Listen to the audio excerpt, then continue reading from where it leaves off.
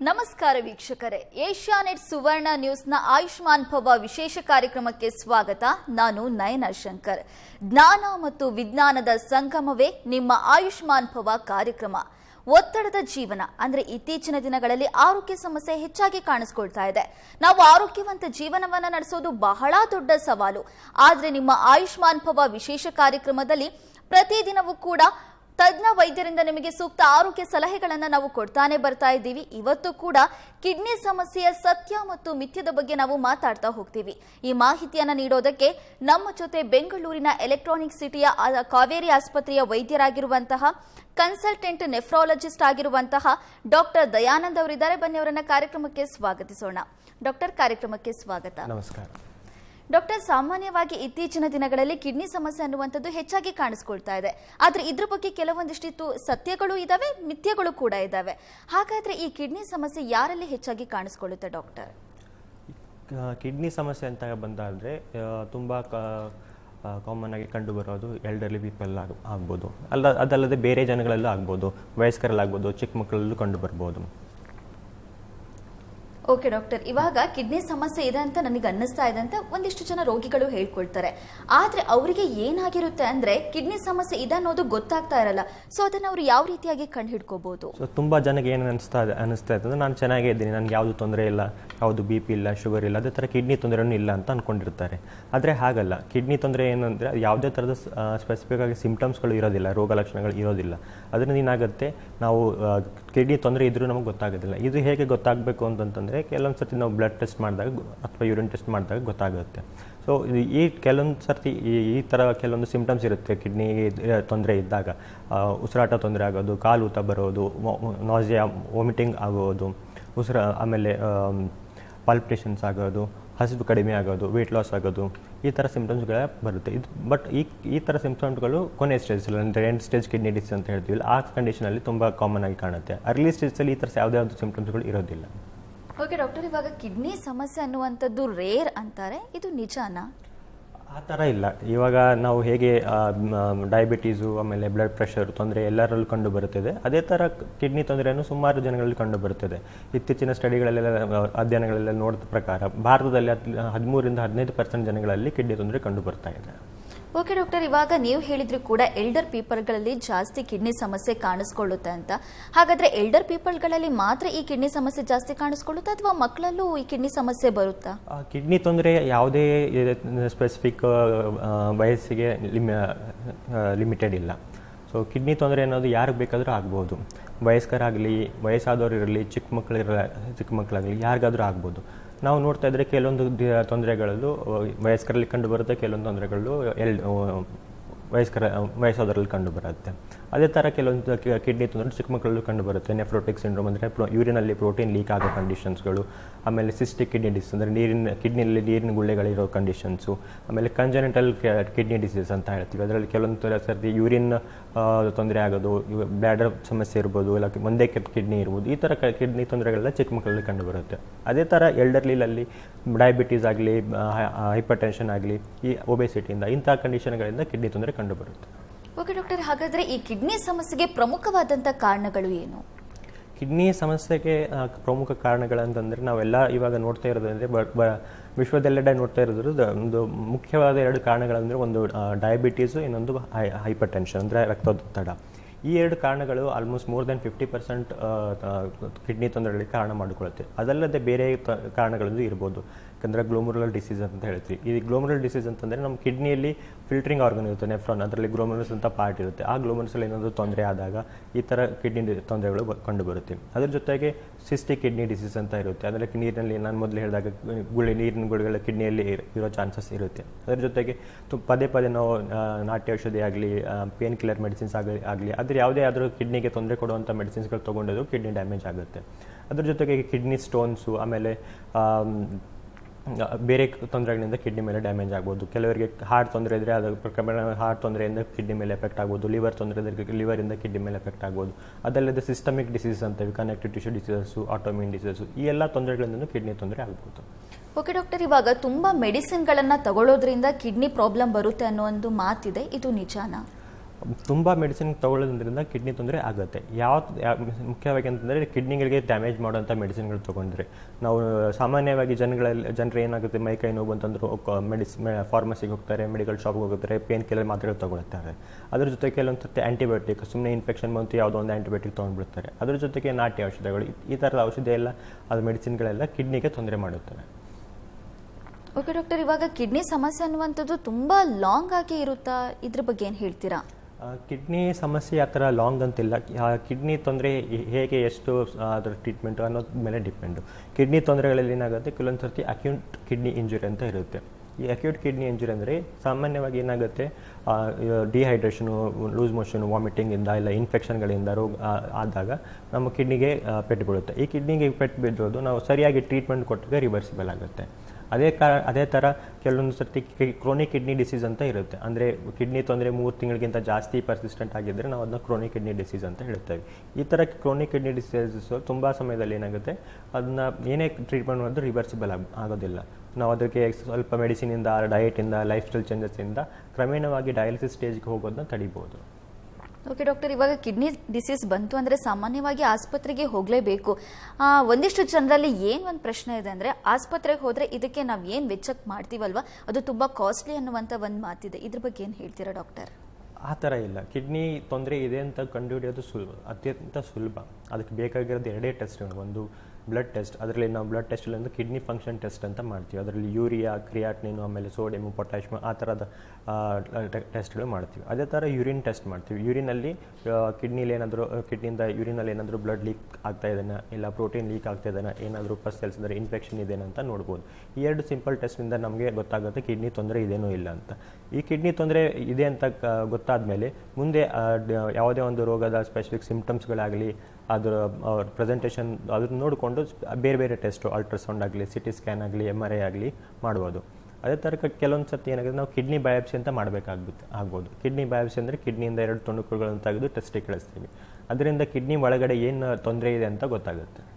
ಇದು ಯಾವುದೇ ಕಿಡ್ನಿ ತೊಂದರೆ ನೋಡುವ ಕನ್ಫರ್ಮೇಟರಿ ಟೆಸ್ಟ್ ಅಂದರೆ ಕಿಡ್ನಿ ಬಯಾಪ್ಸಿ.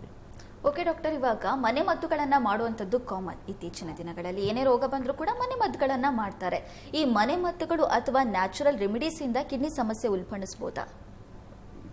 ತುಂಬ ಜನ ಏನಾಗುತ್ತೆ, ಕಿಡ್ನಿ ತೊಂದರೆ ಬಂದಾಗ ನಾವು ನಾಟಿ ಔಷಧಿ, ಮನೆ ಮದ್ದು ಇದು ಮಾಡಿದ್ರೆ ಸರಿಯಾಗುತ್ತೆ ಅಂತ ಒಂದು ತಪ್ಪು ನಂಬಿಕೆ ಇದೆ. ಇದರಿಂದ ಈ ಮೆಡಿಸಿನ್ಗಳಿಂದ ಮಾಡಿದರೆ ಕಿಡ್ನಿ ತೊಂದರೆ ಹೆಚ್ಚೇ ಆಗುತ್ತೆ ಹೊರತು ಅದ್ರ ಇಂಪ್ರೂವ್ಮೆಂಟ್ ಅಂದರೆ ಕಿಡ್ನಿ ತೊಂದರೆಯನ್ನು ಗುಣ ಆಗೋದಿಲ್ಲ. ಓಕೆ, ಇವಾಗ ನಮ್ಮ ಜೊತೆ ಒಬ್ರು ಕಾಲರ್ ಇದ್ದಾರೆ. ರಾಮನಗರದಿಂದ ವೀರಸ್ವಾಮಿ ಅವರು ಕರೆ ಮಾಡಿದ್ದಾರೆ. ನಮಸ್ಕಾರ ಸರ್. ನಮಸ್ತೆ ಮೇಡಮ್ ಅವರೇ. ತಮ್ಗೇನ್ ಸಮಸ್ಯೆ ಇತ್ತು? ನಮ್ಗೆ ಮೇಡಮ್ ಅವರೇ ನೀರಿನ ಮೇಲೆ ಇದು ಕಿಡ್ನಿ ಮೇಲೆ ನೀರಿನ ಪ್ಲೇ ಇದೆ. ಓಕೆ, ಡಾಕ್ಟರ್ ಇದ್ದಾರೆ, ಮಾತಾಡಿ. ಹೇಳಿ ವೀರಸ್ವಾಮಿ ಅವರೇ. Sir hello. ಹಲೋ, ಹೇಳಿ ಸರ್. ತಮ್ಮ ಸಮಸ್ಯೆ ಹೇಳ್ಕೊಡಿ ಸರ್, ಡಾಕ್ಟರ್ ಇದ್ದಾರೆ.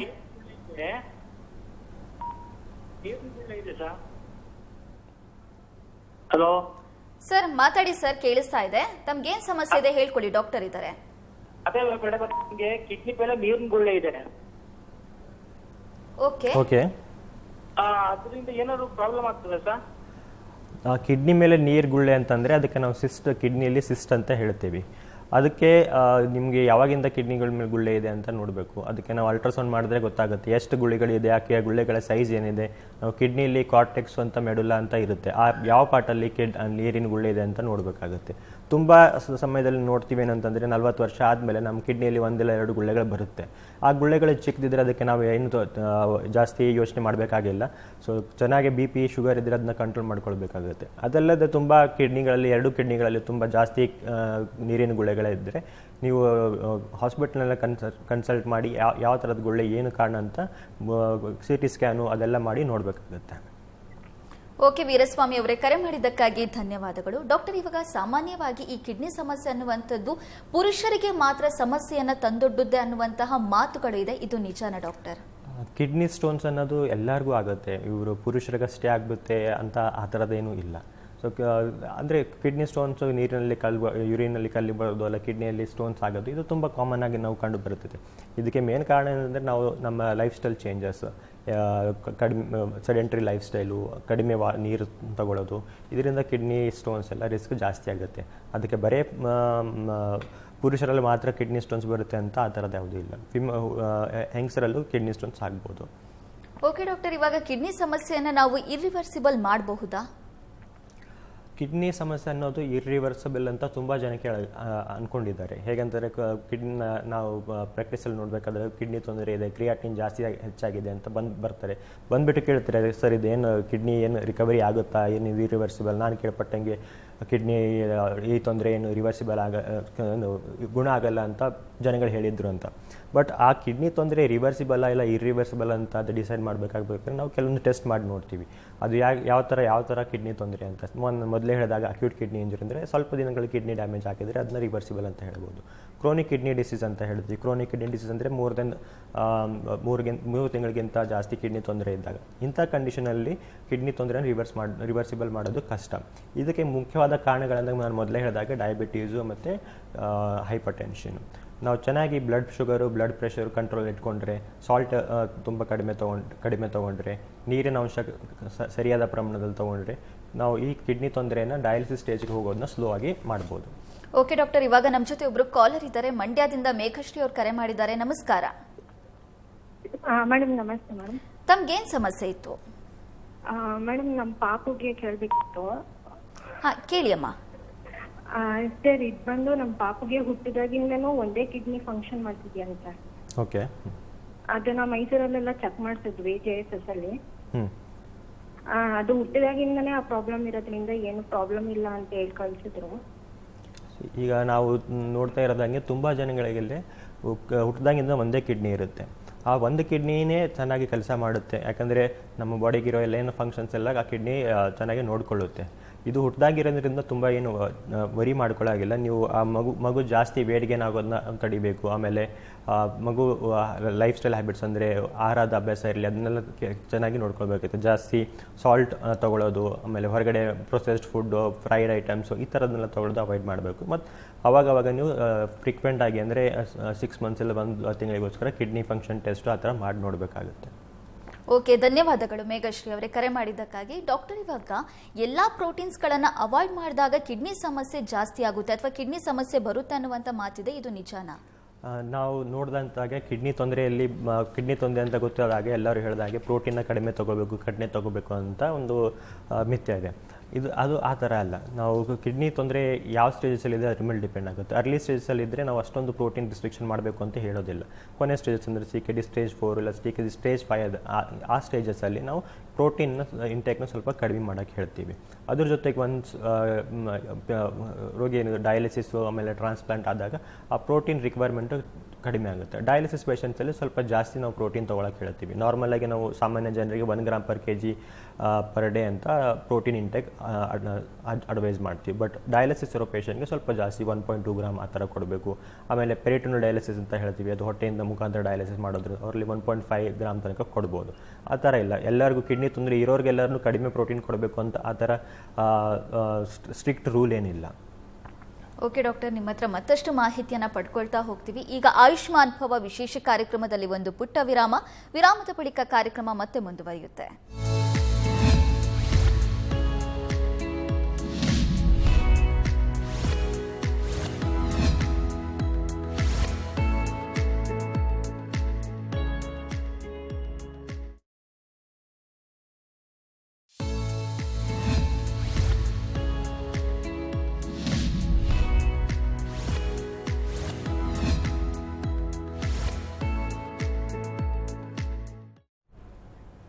ವಿರಾಮದ ಬಳಿಕ ಆಯುಷ್ಮಾನ್ ಭವ ವಿಶೇಷ ಕಾರ್ಯಕ್ರಮಕ್ಕೆ ಮತ್ತೊಮ್ಮೆ ಸ್ವಾಗತ. ಕಿಡ್ನಿ ಸ್ಟೋನ್ನ ಸತ್ಯ ಮತ್ತು ಮಿಥ್ಯದ ಬಗ್ಗೆ ನಾವು ಮಾತಾಡ್ತಾ ಇದ್ವಿ. ಡಾಕ್ಟರ್ ದಯಾನಂದ್ ಅವರು ನಮ್ಮ ಜೊತೆ ಇದ್ದಾರೆ. ಇವಾಗ ನಮ್ಮ ಜೊತೆ ಒಬ್ರು ಕಾಲರ್ ಕೂಡ ಇದ್ದಾರೆ. ಬಳ್ಳಾರಿಯಿಂದ ಹಂಪನಗೌಡ ಅವರು ಕರೆ ಮಾಡಿದ್ದಾರೆ. ನಮಸ್ಕಾರ ಹಂಪನಗೌಡ ಅವರೇ. ನಮಸ್ಕಾರ. ನಮಸ್ಕಾರ ಮೇಡಮ್. ತಮ್ಗೇನ್ ಸಮಸ್ಯೆ ಇತ್ತು ಹೇಳಿ? ನಮ್ಗೆ ಕಿಡ್ನಿ ಕ್ರಿಯಾಟಿನೈನ್ 9 ಪಾಯಿಂಟ್ ಇದೆ ಮೇಡಮ್ ಈಗ. ಓಕೆ, ಡಾಕ್ಟರ್ ಇದ್ದಾರೆ, ಮಾತಾಡಿ. ಏನ್ ತೊಂದ್ರೆ ಹಂಪನಗೌಡ ಅವರೇ? ನಮ್ಗೆ ರಾತ್ರಿ ಬಹಳ ಯೂರಿನ್ ಹೋಗುತ್ತೆ ಸರ್, ಸುಮಾರು ಒಂದು 6 ಬಾರಿ ಹೋಗುತ್ತೆ. ಜೋರಾಗಿ ಮಾತಾಡಿ ಕ್ರಿಯಾಟಿನೈನ್ ಹಂಪನಗೌಡ ಅವರೇ, ಸ್ವಲ್ಪ ಜೋರಾಗಿ ಮಾತಾಡಿ. ಕ್ರಿಯಾಟಿನೈನ್ ಈಗ 4.5 ಇದೆ ಸರ್. ಓಕೆ. ಯೂರಿನ್ ಜಾಸ್ತಿ ಹೋಗುತ್ತೆ ರಾತ್ರಿ 6 ವರೆ ಹೋಗುತ್ತೆ ಸರ್. ನಿದ್ದೆ ಟ್ರಬಲ್ ಆಗುತ್ತೆ. ಶುಗರ್ ಏನಾದರೂ ಇದೆ ನಿಮಗೆ? ಹಾ, ಶುಗರ್ ಇದೆ ಸರ್. ಎಷ್ಟು ವಯಸ್ಸು ಸರ್ ನಿಮ್ಮದು? ನಮ್ದು 50 ವರ್ಷ ಸರ್. ಈಗ 50 ವರ್ಷ. ಹೌದು ಸರ್. ಸೊ ಈಗ ನಿಮಗೆ ಕಿಡ್ನಿ ತೊಂದರೆ ಇದೆ ಅಂತ ಎಷ್ಟು ವರ್ಷದಿಂದ ಗೊತ್ತಾಗಿರೋದು? ಈಗ 1 ವರ್ಷ ಆಯ್ತು ಸರ್. ಈಗ ಮೆಡಿಸಿನ್ ತಗೊಳ್ತಾ ಇದೀನಿ. ಬಿಪಿಗೆ ಶುಗರ್ಗೆ ಮೆಡಿಸಿನ್ ತಗೊಳ್ತಾ ಇದೀನಿ ಸರ್. ಓಕೆ. ಸೊ ನಿಮ್ಮ ಪ್ರಶ್ನೆ ಏನಂದ್ರೆ ರಾತ್ರಿ ಜಾಸ್ತಿ ಯೂರಿನ್ ಬರ್ತಾ ಇದೆ ಅಂತನಾ? ಹೌದು ಸರ್. ಓಕೆ. ಸೊ ನಿಮಗೆ ಕಿಡ್ನಿ ತೊಂದರೆ ಆಗಿರೋದು ಮುಖ್ಯವಾಗಿ ಮೋಸ್ಟ್ಲಿ ಏನಂತಂದರೆ ಡಯಾಬಿಟಿಸಿಂದ ಅಂತ ಇರ್ಬೋದು. ನೀವು ಹೇಳಿದಾಗೆ ಕ್ರಿಯಾಟಿನ್ 4 ಇದೆ ಅಂತಂದಾಗ ಅದಕ್ಕೆ ನೀವು ಚೆನ್ನಾಗಿ diet, blood pressure control, sugar control ಚೆನ್ನಾಗಿ ನೋಡ್ಕೋಬೇಕು. ಅದ್ರ ಜೊತೆಗೆ ಲೈಫ್ ಸ್ಟೈಲ್ ಹ್ಯಾಬಿಟ್ಸ್ನೂ ಮಾಡಬೇಕು. ನಿಮಗೆ ಪದೇ ಪದೇ ರಾತ್ರಿ ಜಾಸ್ತಿ ಯೂರಿನ್ ಬರ್ತಾ ಇದೆ ಅಂತಂದರೆ ಅದಕ್ಕೆ ಒಂದು ಕಾರಣ ಏನಂತಂದರೆ ಶುಗರ್ ಕಂಟ್ರೋಲ್ ಇಲ್ಲದೆ ಇರ್ಬೋದು. ಅದ್ರ ಜೊತೆಗೆ ಇನ್ನೊಂದು ಕಾರಣ ಅಂತಂದರೆ ನಾವು 50-60 ವರ್ಷ ಆದಮೇಲೆ ತುಂಬ ಜನಕ್ಕೆ ಪ್ರೋಸ್ಟೇಟ್ ಇಶ್ಯೂ ಆಗುತ್ತೆ. ಪ್ರೋಸ್ಟೇಟ್ ಅಂದರೆ ನಾವು ಮೂತ್ರನಾಳದಲ್ಲಿರುತ್ತೆ ಒಂದು ಗ್ರಂಥಿ ಇರುತ್ತೆ, ಪ್ರೋಸ್ಟೇಟ್ ಗ್ರಂಥಿ ಅಂತ. ಅದು 50 ವರ್ಷ ಆದಮೇಲೆ ಅದರ ಸೈಜ್ ದೊಡ್ಡದಾಗ್ತದೆ. ಅದು ಸೈಜಲ್ಲಿ ಗ್ರೋತ್ ಜಾಸ್ತಿ ಆಗುತ್ತೆ. ಅದರಿಂದ ರಾತ್ರಿ ಹೊತ್ತು ತುಂಬ ಸರ್ತಿ ಯೂರಿನ್ ಬರ್ಬೋದು. ಸೊ ಅದಕ್ಕೋಸ್ಕರ ನೀವು ನಿಮ್ಮ ಡಾಕ್ಟರ್ನ ಕನ್ಸಲ್ಟ್ ಮಾಡಿ ಅಲ್ಟ್ರಾಸೌಂಡ್ ಮತ್ತೆ ಮಾಡಿ ಪ್ರೋಸ್ಟೇಟ್ ಬಗ್ಗೆ ಇವ್ಯಾಲ್ಯೂಯೇಷನ್ ಮಾಡಬೇಕು. ಹಾಗೆ ನಿಮ್ಮ ಶುಗರ್ ಕಂಟ್ರೋಲ್ ಯಾವ ಥರ ಇದೆ ಅಂತ ಅದನ್ನ ಚೆಕ್ ಮಾಡಬೇಕಾಗುತ್ತೆ. ಓಕೆ ಹಂಪನಗೌಡ ಅವರೇ, ಕರೆ ಮಾಡಿದ್ದಕ್ಕಾಗಿ ಧನ್ಯವಾದಗಳು. ಡಾಕ್ಟರ್, ಇವಾಗ ಕಿಡ್ನಿ ಸಮಸ್ಯೆ ಬಂದಾಗಿದೆ, ನೀರನ್ನು ಸರಿಯಾಗಿ ಕುಡಿತಾ ಇರಲಿಲ್ಲ ಅಥವಾ ಏನೇನೋ ಪ್ರಾಬ್ಲಮ್ ಇದೆ, ಕಿಡ್ನಿ ಸಮಸ್ಯೆ ಬಂದಾಗಿದೆ. ಆದರೆ ಬಂದ ಮೇಲೆ ನಾವು ಅತಿ ಹೆಚ್ಚು ನೀರನ್ನು ಕುಡಿಯೋದ್ರಿಂದ ಕಿಡ್ನಿ ಸಮಸ್ಯೆನ ಕಡಿಮೆ ಮಾಡ್ಕೊಳ್ಬಹುದಾ? ಆ ಥರ ಇಲ್ಲ. ಸೊ ಈಗ ನಾವು ಎಲ್ಲರೂ ಹೇಳಿದ ಥರನೇ ನೀರು ಕುಡಿಯೋದ್ರಿಂದ ಕಿಡ್ನಿ ಚೆನ್ನಾಗಿ ಕೆಲಸ ಮಾಡುತ್ತೆ, ಕಿಡ್ನಿ ತೊಂದರೆ ಬರೋದಿಲ್ಲ ಅಂತ ಒಂದು ನಂಬಿಕೆ ಇದೆ. ಅದು ಒಂದು ಸ್ವಲ್ಪ ಮಟ್ಟಿಗೆ ನಿಜನೂ ಕೂಡ. ನಾವು ಯಾವುದೇ ವಸ್ತು ಆಗಲಿ, ಯಾವುದೇ ಆಹಾರ ಪದಾರ್ಥ ಆಗಲಿ ಹೆಚ್ಚಿನ ಮಾತ್ರದಲ್ಲಿ ಹೆಚ್ಚಿನ ಕ್ವಾಂಟಿಟಿಯಲ್ಲಿ ತೊಗೊಂಡ್ರೆ ಅದು ತೊಂದರೆ ಉಂಟು ಮಾಡುತ್ತೆ. ಕಿಡ್ನಿ ತೊಂದರೆ ಬಂದಾಗ ನಾವು ಅವ್ರದ್ದು ಯಾವ ಸ್ಟೇಜಸ್ ಇದೆ, ಅರ್ಲಿ ಸ್ಟೇಜಸ್ ಇದನ್ನ, ಲೇಟ್ ಸ್ಟೇಜಸ್ ಇದನ್ನು ನೋಡ್ತೀವಿ. ಅದ್ರ ಜೊತೆಗೆ ಬೇರೆ ಏನಾದರೂ ತೊಂದರೆ ಇದೆ, ಹಾರ್ಟ್ ತೊಂದರೆ ಇದನ್ನ, ಇಲ್ಲ ಲಿವರ್ ತೊಂದರೆ ಇದನ್ನ ಅಂತ ನೋಡ್ತೀವಿ. ಈ ಥರ ಇದ್ದಾಗ ಹಾರ್ಟ್ ತೊಂದರೆ ಇತ್ತು, ಆಮೇಲೆ ಕಿಡ್ನಿ ತೊಂದರೆ ಲೇಟ್ ಸ್ಟೇಜಸ್ ಇತ್ತು, ಅವರಿಗೆ ಕಿಡ್ನಿ ಫಂಕ್ಷನ್ ಕಡಿಮೆ ಆಗೋದ್ರಿಂದ ಬಾಡಿಯಲ್ಲಿ ಯೂರಿನ್ ಪ್ರೊಡಕ್ಷನ್ ಕೆಲಸನೂ ಕಮ್ಮಿ ಆಗುತ್ತೆ. ಸೊ ಅದರಿಂದ ನಾವು ಅಂಥ ಪೇಷಂಟ್ಗಳಲ್ಲಿ ನೀರನ್ನ ಕಡಿಮೆ ತೊಗೋಬೇಕು ಅಂತ ಹೇಳ್ತೀವಿ. ಸುಮಾರು 1 ರಿಂದ 1.5 ಲೀಟರ್ ಒಳಗಡೆ ನೀರು ತೊಗೋಬೇಕು ಅಂತ ಹೇಳ್ತೀವಿ. ಅದೇ ಥರ ಈಗ ಬೇರೆ ಯಾವುದು ಕಿಡ್ನಿ ತೊಂದರೆ ಇಲ್ಲ, ಸಾಮಾನ್ಯವಾಗಿರೋ ಜನರಲ್ಲಿ ನಾವು ಅರೌಂಡ್ 2.5 ರಿಂದ 3 ಲೀಟರ್ ತನಕ ನೀರು ತೊಗೋಬೇಕಂತ ಹೇಳ್ತೀವಿ. ಇನ್ನೊಂದಂತಂದರೆ ಕಿಡ್ನಿ ಸ್ಟೋನ್ಸ್ ಇರೋರಿಗೆ ಸ್ವಲ್ಪ ನೀರು ಜಾಸ್ತಿನೇ ತೊಗೋಬೇಕು. ಜಾಸ್ತಿ ತೊಗೋಬೇಕು ಅಂತಂದರೆ ಬೆಳಗ್ಗೆ ಎದ್ದ ತಕ್ಷಣ ಸತಿ 2 ಲೀಟ್ರ್ ಕುಡಿಯೋದು ಆ ಥರ ಮಾಡಬಾರ್ದು. ನಾವು ಪ್ರತಿದಿನ ಫುಲ್ ಒಂದು 24 ಅವರ್ಸಲ್ಲಿ 24 ತಾಸಲ್ಲಿ ಪದೇ ಫ್ರೀಕ್ವೆಂಟಾಗಿ ನೀರು ಕೊಡಬೇಕು. 1.5 ತಾಸು 2 ತಾಸು ಒಂದು ಸ್ವಲ್ಪ ನೀರು ಕುಡಿತಾನೆ ಇರಬೇಕು. ಆ ಥರ ಮಾಡಿದಾಗ ಅಟ್ಲೀಸ್ಟ್ ಒಂದು 3-3.5 ಲೀಟ್ರ್ ತನಕ ನೀರು ತೊಗೊಂಡ್ರೆ ನಮಗೆ ಕಿಡ್ನಿ ಸ್ಟೋನ್ಸು ಕ್ಲಿಯರ್ ಆಗೋ ಚಾನ್ಸಸ್ ಜಾಸ್ತಿ ಆಗುತ್ತೆ. ಮತ್ತು ಮುಂದೆ ಕಿಡ್ನಿ ಸ್ಟೋನ್ಸ್ ಆಗೋ ಸಮಸ್ಯೆನೂ ಕಡಿಮೆ ಆಗುತ್ತೆ. ಓಕೆ ಡಾಕ್ಟರ್, ಇವಾಗ ಸಾಲ್ಟ್ ಅಥವಾ ಉಪ್ಪು ಅಂತ ಏನು ಹೇಳ್ತೀವಿ ಅದು ಆರೋಗ್ಯದಲ್ಲಿ ಕಡಿಮೆ ಬಳಸೋದ್ರಿಂದ ಕಿಡ್ನಿ ಹೆಲ್ತ್ಗೆ ತುಂಬಾನೇ ಒಳ್ಳೆಯದು ಅಂತ ತಾವು ಕೂಡ ಹೇಳಿದ್ರಿ. ಹಾಗಾಗಿ ಆ ಉಪ್ಪನ್ನು ಹೆಚ್ಚಾಗಿ ಬಳಸೋದ್ರಿಂದ ಅದು ಯಾವ ರೀತಿ ಸಮಸ್ಯೆಯನ್ನು ಉಂಟು ಮಾಡುತ್ತೆ? ಸೊ ನಾನು ಮೊದಲೇ ಹೇಳಿದಾಗ ಕಿಡ್ನಿ ತೊಂದರೆ ಬಂದಾಗ ಕೆಲವೊಂದು ಲೈಫ್ ಸ್ಟೈಲ್ ಚೇಂಜಸ್ಸು, ಆಮೇಲೆ ನಮ್ಮ ಡೈಲಿ ಹ್ಯಾಬಿಟ್ಸಲ್ಲಿ ಚೇಂಜಸ್ ಮಾಡಬೇಕಾಗುತ್ತೆ. ಅದರಲ್ಲಿ ಒಂದು ಸಾಲ್ಟ್ನ ಕಡಿಮೆ ಸೇವನೆ ಮಾಡೋದು. ಸೊ ಸಾಲ್ಟ್ ಕಡಿಮೆ ಸೇವನೆ ಮಾಡೋದು ಅದರಿಂದ ನಮಗೆ ಬ್ಲಡ್ ಪ್ರೆಷರ್ ಕಂಟ್ರೋಲ್ ಬರುತ್ತೆ, ಡಯಾಬಿಟಿಸ್ ಪ್ರೋಗ್ರೆಷನ್ ಕಡಿಮೆ ಆಗುತ್ತೆ, ಅಂದರೆ ಶುಗರ್ ಕಾಯಿಲೆನೂ ಕಂಟ್ರೋಲ್ ಬರುತ್ತೆ, ಒಬೆಸಿಟಿ ಕಂಟ್ರೋಲಲ್ಲಿ ಬರುತ್ತೆ. ಅದ್ರ ಜೊತೆಗೆ ಕಿಡ್ನಿ ಮೇಲೆ ತೊಂದರೆಯನ್ನು ನಾವು ಕಡಿಮೆ ಮಾಡ್ಬೋದು.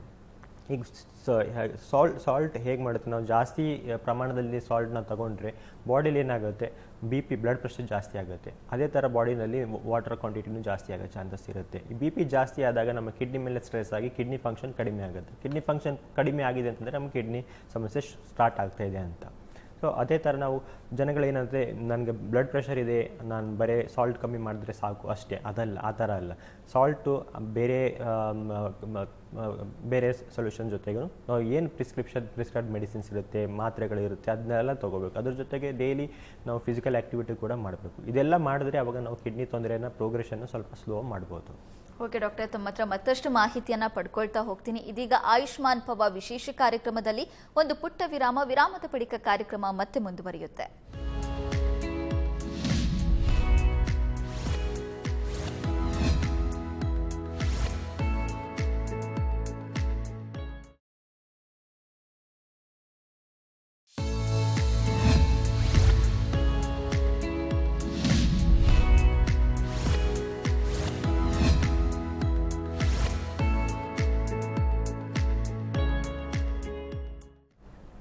ವಿರಾಮದ ಬಳಿಕ ಆಯುಷ್ಮಾನ್ ಭವ ವಿಶೇಷ ಕಾರ್ಯಕ್ರಮಕ್ಕೆ ಮತ್ತೊಮ್ಮೆ ಸ್ವಾಗತ. ಡಾಕ್ಟರ್ ದಯಾನಂದ್ ಅವರು ನಮ್ಮ ಜೊತೆ ಇದ್ದಾರೆ. ಡಾಕ್ಟರ್, ಇವಾಗ ಎಲ್ಲಾ ಹಣ್ಣು ಮತ್ತು ತರಕಾರಿಗಳು ಕಿಡ್ನಿ ಆರೋಗ್ಯಕ್ಕೆ ಒಳ್ಳೆಯದಾ? ಎಲ್ಲ ಹಣ್ಣು ಮತ್ತು ತರಕಾರಿಗಳು ಕಿಡ್ನಿ ಅಷ್ಟೇ ಅಲ್ಲ, ಬೇರೆ ಡಯಾಬಿಟೀಸ್ ಆಗಲಿ, ಹೈಪರ್ ಟೆನ್ಷನ್ ಆ ಕಂಡೀಷನಲ್ಲೂ ಹೆಲ್ಪ್ ಮಾಡುತ್ತೆ. ಬಟ್ ನಾವು ಹೇಳಬೇಕಾಗ್ತದ್ರೆ ಕಿಡ್ನಿ ತೊಂದರೆ ಜಾಸ್ತಿ ಆದಾಗ, ನಾನು ಹೇಳಿದಾಗೆ CKD ಸ್ಟೇಜ್ 4, CKD ಸ್ಟೇಜ್ 5 ಆದಲ್ಲಿ ನಮ್ಮ ಬಾಡಿಯಿಂದ ಪೊಟ್ಯಾಷಿಯಮ್ನ ಸೀಕ್ರೆಟ್ ಮಾಡೋ ಕೆಪಾಸಿಟಿ ಕಿಡ್ನಿಲಿ ಕಮ್ಮಿ ಆಗುತ್ತೆ. ಸೊ ಏನಂತಂದರೆ ಅವಾಗ ಏನಾಗುತ್ತೆ, ಪೊಟ್ಯಾಷಿಯಮ್ ಬಾಡಿಯಲ್ಲಿ ಜಾಸ್ತಿ ಆಗುತ್ತೆ, ಬ್ಲಡ್ಡಲ್ಲಿ ಜಾಸ್ತಿ ಆಗಿರುತ್ತೆ. ಈ ಹೆಚ್ಚಿರುವ ಪೊಟ್ಯಾಷಿಯಮ್ ಏನು ಮಾಡುತ್ತೆ ಅಂದರೆ ನಮ್ಮ ಹಾರ್ಟ್ ಬೀಟ್ನ ಏರುಪೇರು ಮಾಡುತ್ತೆ. ಇದರಿಂದ ಹಾರ್ಟ್ ತೊಂದರೆ ಆಗಿ ಸಡನ್ನಾಗಿ ಕಾರ್ಡಿಯಾಕ್ ಅರೆಸ್ಟ್ ಆಗೋ ಚಾನ್ಸಸ್ ಇರುತ್ತೆ. ಸೊ ಅದಕ್ಕೋಸ್ಕರ ನಾವು ಏನು ಹೇಳ್ತೀವಿ ಸಾಮಾನ್ಯವಾಗಿ ಜನಗಳಿಗೆ ಅಂತಂದರೆ, ಕಿಡ್ನಿ ತೊಂದರೆ ಇರೋರಿಗೆ ಹೈ ಪೊಟ್ಯಾಷಿಯಮ್ ಇರೋ ಫ್ರೂಟ್ಸ್ ಆಗಲಿ, ವೆಜಿಟೇಬಲ್ಸ್ ಆಗಲಿ ಅವಾಯ್ಡ್ ಮಾಡಬೇಕು. ಆ ಥರದ್ದು ಯಾವುದು ನಮ್ಮ ಉದಾಹರಣೆಗಾಗಿ ಏನು ಬಾಳೆಹಣ್ಣು ಆಗಿರ್ಬೋದು, ಕಿತ್ತಳೆ ಹಣ್ಣು ಆಗಿರ್ಬೋದು, ಮೋಸಂಬಿ ಹಣ್ಣು ಆಗಿರ್ಬೋದು, ಈ ಥರ ಸಿಟ್ರಸ್ ಫ್ರೂಟ್ಸ್ ಎಲ್ಲ ಪೊಟ್ಯಾಷಿಯಮಲ್ಲಿ ಸ್ವಲ್ಪ ಜಾಸ್ತಿ ಇರುತ್ತೆ. ಅದೇ ಥರ ಗೆಡ್ಡೆ ಗೆಣಸುಗಳು ಆಗಿರ್ಬೋದು, ಆಲೂಗಡ್ಡೆ ಇರ್ಬೋದು, ಬೀಟ್ರೂಟ್ ಆಗಿರ್ಬೋದು. ಆಮೇಲೆ ಇನ್ನು ತುಂಬ ಜನಕ್ಕೆ ರಾಗಿ ಮುದ್ದೆ ಅಭ್ಯಾಸ ಜಾಸ್ತಿ. ಸೊ ರಾಗಿಯಲ್ಲೂ ಸ್ವಲ್ಪ ಪೊಟ್ಯಾಷಿಯಮ್ ಕಂಟೆಂಟ್ ಜಾಸ್ತಿ ಇರುತ್ತೆ. So CKD stage 4, CKD stage 5ರಲ್ಲಿ ಮತ್ತು ಯಾವ ಪೇಷಂಟ್ಸ್ ಅವರು ಸ್ವಲ್ಪ ಹೈ ಪೊಟ್ಯಾಷಿಯಮ್ ರಿಸ್ಕಲ್ಲಿ ಇರ್ತಾರೆ, ಅಂಥರಲ್ಲಿ ಈ ಪೊಟ್ಯಾಷಿಯಮ್ ಇರೋ ಫ್ರೂಟ್ಸ್ ಮತ್ತು ವೆಜಿಟೇಬಲ್ಸ್ನ ಕಡಿಮೆ ಮಾಡಬೇಕು ಅಂತ ಹೇಳ್ತೀವಿ. ಓಕೆ ಡಾಕ್ಟರ್, ಇವಾಗ ಡಯಾಲಿಸಿಸ್ ಅನ್ನೋದು ಮಾತ್ರ ಕಿಡ್ನಿ ಸಮಸ್ಯೆಗೆ ಇರುವಂಥ ಪರಿಹಾರನಾ? ನಾನು ಮೊದಲೇ ಹೇಳಿದಾಗೆ ಕಿಡ್ನಿ ತೊಂದರೆಗೆ ಡಯಾಲಿಸಿಸ್ ಮಾತ್ರ ಅಲ್ಲ, ಬೇರೆ ಬೇರೆ ವಿಧದ ಟ್ರೀಟ್ಮೆಂಟ್ ಆಪ್ಷನ್ಸ್ ಇದೆ. ಅದಕ್ಕಿಂತ ಮುಂಚೆ ನಾವು ಏನು ಹೇಳಬೇಕಂತಂದರೆ, ಕಿಡ್ನಿ ತೊಂದರೆ ಯಾವ ಕಾರಣದಿಂದ ಆಗಿದೆ ಅಂತ. ಕಿಡ್ನಿ ತೊಂದರೆ ರಿವರ್ಸಿಬಲ್ ಕಾರಣ, ಲೈಕ್ ನಾನು ಮೊದಲೇ ಹೇಳಿದಾಗ ಅಕ್ಯೂಟ್ ಕಿಡ್ನಿ ಇಂಜುರಿಯಿಂದ ಇನ್ಫೆಕ್ಷನ್ಗಳಾಗಲಿ, ಡಿಹೈಡ್ರೇಷನು, ಲೂಸ್ ಮೋಷನು, ಡಿಸೆಂಟ್ರಿ ಈ ಥರ ಕಂಡೀಷನ್ಗಳಿಂದ ಆಗಿದ್ದರೆ ಅದು ರಿವರ್ಸಿಬಲ್. ಸೊ ನಾವು ಟ್ರೀಟ್ಮೆಂಟ್ ಮಾಡಿದ್ರೆ ಕಿಡ್ನಿ ರಿವರ್ಸ್ ಆಗುತ್ತೆ. ಅದ್ರ ಜೊತೆಗೆ ಈಗ ನಾವು ಕ್ರೋನಿಕ್ ಕಿಡ್ನಿ ಡಿಸೀಸ್ ಅಂತ ಹೇಳಿದಾಗೆ ಆ ಕಂಡೀಷನಲ್ಲಿ ನಾವು ಇನಿಷಿಯಲ್ ಸ್ಟೇಜಲ್ಲಿ ಮೆಡಿಸಿನಿಂದ ಟ್ರೈ ಮಾಡ್ತೀವಿ.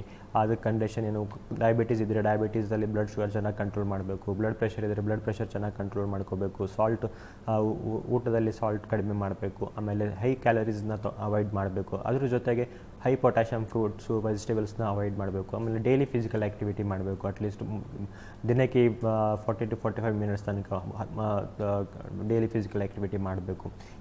ಇದರಿಂದ ನಾವು ಅರ್ಲಿ ಸ್ಟೇಜಸಲ್ಲಿ ಕಿಡ್ನಿ ಲೇಟ್ ಸ್ಟೇಜಸ್ಗೆ ಹೋಗೋದನ್ನ ಪ್ರಿವೆಂಟ್ ಮಾಡ್ಬೋದು. ಇನ್ನು ನಾವು ಲೇಟ್ ಸ್ಟೇಜಸ್ಗೆ ಬಂದಮೇಲೆ ಆ ಕಿಡ್ನಿಗೆ ಟ್ರೀಟ್ಮೆಂಟ್ ಆಪ್ಷನ್ಸ್ ಬರೀ ಡಯಾಲಿಸಿಸ್ ಅಲ್ಲ. ನಾವು ಸಾಮಾನ್ಯವಾಗಿ ಡಯಾಲಿಸಿಸ್ ಅಂತ ಹೇಳಬೇಕಾದ್ರೆ, ಡಯಾಲಿಸಿಸ್ ಇಲ್ಲಿ ಏನಂತಂದರೆ ನಾವು ಬಾಡಿಲಿ ಬ್ಲಡ್ನ ಪ್ಯೂರಿಫೈ ಮಾಡೋದು, ಶುದ್ಧೀಕರಣ ಮಾಡೋದು. ಅದರಲ್ಲಿ 2 ಥರದಿರುತ್ತೆ. ಒಂದು ಹಿಮೋಡಯಾಲಿಸಿಸ್, ಪೆರಿಟೋನಿಯಲ್ ಡಯಾಲಿಸಿಸಲ್ಲಿ. ಹಿಮೋಡಯಾಲಿಸಿಸಲ್ಲಿ ನಾವು ಬ್ಲಡ್ ಬಾಡಿಯಿಂದ ಒಂದು ಕ್ಯಾಥೆಟರು ಇಲ್ಲ ಫಿಸ್ಟಲ್ ಮುಖಾಂತರ ತೆಗೆದು ಮಷಿನ್ ಮುಖಾಂತರ ಪಾಸ್ ಮಾಡಿ ಕ್ಲಿಯರ್ ಮಾಡಿ ಮತ್ತೆ ಬಾಡಿಗೆ ಕಳಿಸುವಂಥದ್ದು. ಇನ್ನೊಂದು ಪೆರಿಟೋನಿಯಲ್ ಡಯಾಲಿಸಿಸ್ಸು. ಅದರಲ್ಲಿ ಏನಂತಂದರೆ ನಾವು ಹೊಟ್ಟೆಯಲ್ಲಿ ಒಂದು ಟ್ಯೂಬ್ ಹಾಕ್ತೀವಿ, ಪ್ಲಾಸ್ಟಿಕ್ ಟ್ಯೂಬ್ ಇರುತ್ತೆ. ಅದರಿಂದ PD ಫ್ಲೂಯಿಡ್ಸ್ ಅಂತ ಬ್ಯಾಗ್ಸ್ ಇರುತ್ತೆ, ಅದರಲ್ಲಿ ಗ್ಲೂಕೋಸ್ ಕಂಟೈನಿಂಗ್ ಫ್ಲೂಯಿಡ್ಸ್ ಇರುತ್ತೆ. ಅದು ಹೊಟ್ಟೆ ಒಳಗಡೆ ಹೋದಾಗ ಅದು ನಮ್ಮ ಹೊಟ್ಟೆಗೆ ಕವರಿಂಗ್ ಇರುತ್ತೆ, ಪೆರಿಟೋನಿಯಮ್ ಅಂತ ಹೇಳ್ಬಿಟ್ಟು. ಆ ಪೆರಿಟೋನಿಯಮ್ ಮುಖಾಂತರ ಬಾಡಿಯಲ್ಲಿರುವ ವಿಷ ಪದಾರ್ಥಗಳು ಮತ್ತು ಹೊಟ್ಟೆಯ ಫ್ಲೂಯಿಡ್ಸ್ ಜೊತೆ ಎಕ್ಸ್ಚೇಂಜ್ ಆಗುತ್ತೆ. ಸೊ ಇದರಿಂದ ನಾವು ಕ್ಲಿಯರೆನ್ಸ್ ಆಗುತ್ತೆ. ಇದು ಪೆರಿಟೋನಿಯಲ್ ಡಯಾಲಿಸಿಸ್ ಅಥವಾ ಹಿಮೋಡಯಾಲಿಸಿಸ್ ಯಾವುದೇ ಇದು ಒಂದೇ ಟ್ರೀಟ್ಮೆಂಟ್ ಅಲ್ಲ. ಅದ್ರ ಜೊತೆಗೆ ನಾವು ಇನ್ನು ಕಿಡ್ನಿ ಟ್ರಾನ್ಸ್ಪ್ಲಾಂಟ್ ಅಂತಲೂ ಇದೆ. ಕಿಡ್ನಿ ಟ್ರಾನ್ಸ್ಪ್ಲಾಂಟ್ ಅಂದರೆ ಕಿಡ್ನಿ ತೊಂದರೆಯವರಿಗೆ ಕಿಡ್ನಿ ಬದಲಾಯಿಸೋದು. ಇದು ಒಂದು ಸಾಮಾನ್ಯವಾಗಿ ಒಂದು ಮೇಜರ್ ಆಪರೇಷನ್ ಅಂತ ಹೇಳ್ಬೋದು. ಅದಕ್ಕಿಂತ ಮುಂಚೆ ನಾವು ಕಿಡ್ನಿ ಟ್ರಾನ್ಸ್ಪ್ಲಾಂಟ್ಗೆ ಓಕೆ, ಇಷ್ಟೊತ್ತು ನಮ್ಮ ಜೊತೆ ಬಂದು ನಮ್ಮ ಸ್ಟುಡಿಯೋದಲ್ಲಿ ಕೂತು ಕಿಡ್ನಿ ಸಮಸ್ಯೆ ಬಗ್ಗೆ ಸಾಕಷ್ಟು ಮಾಹಿತಿಯನ್ನು ನೀಡಿದ್ದೀರಾ, ಧನ್ಯವಾದಗಳು. ಇದಾಗಿತ್ತು ಇವತ್ತಿನ ಆಯುಷ್ಮಾನ್ ಭವ ವಿಶೇಷ ಕಾರ್ಯಕ್ರಮ. ನೇರ, ದಿಟ್ಟ, ನಿರಂತರ ಸುದ್ದಿಗಾಗಿ ನೋಡ್ತಾ ಇರಿ ಏಷ್ಯಾನೆಟ್ ಸುವರ್ಣ ನ್ಯೂಸ್.